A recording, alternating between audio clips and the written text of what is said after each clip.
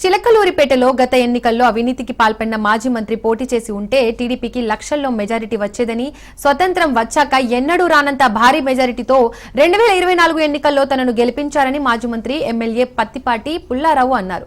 పట్టణంలోని ప్రతిపాటి గార్డెన్స్ లో జరిగిన టీడీపీ మినీ మహానాడులో ఎంపీ లావు కృష్ణదేవరాయలు, పల్నాడు జిల్లా టీడీపీ అధ్యక్షులు కొమ్మాలపాటి శ్రీధర్, నరసరావుపేట ఎమ్మెల్యే చదలవాడ అరవింద బాబుతో కలిసి పత్తిపాటి పాల్గొన్నారు. పార్టీ జెండా ఆవిష్కరించి శ్రేణులకు శుభాకాంక్షలు తెలిపారు. గత ఎన్నికల్లో ఓడిపోతానని తెలిసే మాజీ మంత్రి తెలివిగా చిలుకలూరిపేటలో పోటీ చేయకుండా తప్పుకొని గుంటూరుకు చెక్కేసిందన్నారు ప్రతిపాటి. ప్రతి కార్యకర్తను సంతోషపరిచేలా అందరికీ న్యాయం చేయాలన్న సదుద్దేశంతోనే పనిచేస్తున్నానని ప్రతిపాటి స్పష్టం చేశారు.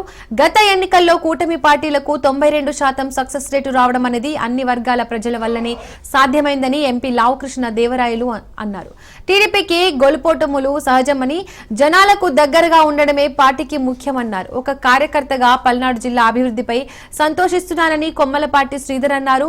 మరలా అధికారంలోకి వస్తానని జగన్ కలలు గంటున్నారని చదలవాడ అరవింద బాబు విమర్శించారు. ఈ వేదిక మీద చాలా మంది పెద్దలు ఉన్నారు. గత 5 సంవత్సరాలుగా ఈ పార్టీకి వెళ్ళండి వారి యొక్క నాయకత్వంలో ముందుకి తీసుకురావడమే కాదు, గత ఎన్నికల్లో మరి విశేషమైనటువంటి కృషి చేసినటువంటి సందర్భం ఉంది. ముందుగా ఈ వేదిక ముందున్న అందరికి కూడా నేను ధన్యవాదాలు చెప్తాను. ఎందుకంటే చాలా కష్టపడ్డారు, చాలా నష్టపోయారు. మరి గత 5 సంవత్సరాలు మరి జగన్మోహన్ రెడ్డి చేసినటువంటి అరాచక పాలనని మీరంతా కూడా కలిసికట్టుగా ఎదుర్కొన్నారు, ధైర్యంగా నిలబడ్డారు, పోరాడారు. చంద్రబాబు నాయుడు గారి కష్టాన్ని, లోకేష్ బాబు గారి యొక్క కష్టాన్ని, పవన్ కళ్యాణ్ గారు ఉన్నటువంటి బలాన్ని మనం కూడా 3 పార్టీలు ఐక్యంగా కలిసి నడిస్తే ఈ రాష్ట్రంలో మనకు పార్టీకి అవకాశమే ఉండదు. అది మీరు కూడా గుర్తుపెట్టుకోవాలి. అన్ని తెలుగుదేశానికే కాదు, 3 పార్టీలు మనం సమన్వయంతో, ఐక్యతతోటి ముందుకు పోతే 15 ఏళ్లు కూటమి ప్రభుత్వం అధికారంలో ఉండటం ఖాయం, అపోజిషన్ అడ్రస్ లేకుండా పోవడం ఖాయం, లిక్కర్ లాంటి జగన్ జైలుకు పోవడం కూడా ఖాయం. ఏమి డౌట్ జైలుకు పోతాడు, పోవాలా లేదా?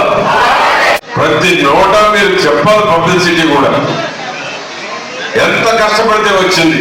ఆనాడు ఎగ్జిస్టింగ్ రోడ్లు వేసిన తర్వాత బైపాస్ ఇవ్వకూడదంటే కేంద్ర కేబినెట్ లో పెట్టించి బైపాస్ తెచ్చాం. 1000 కోట్లు అయింది. ఇప్పుడు అది మళ్ళా మన ఎంపీ గారు చీరాల నుంచి పిడుగురాళ్ళ ఎంపీ గారు గొప్పతనం అది. చూడండి, హైదరాబాద్ నుంచి నేరుగా ఓడరేపు పోయేదని కదా ఒక రోడ్డు, ఎటు చూసినా రోడ్డు. మా మాణిక్రావు గారు చెప్పాడు ఇందాక. అంటే పని చేసే నాయకులు ఉంటే అభివృద్ధి ఏ విధంగా ఉంటుంది.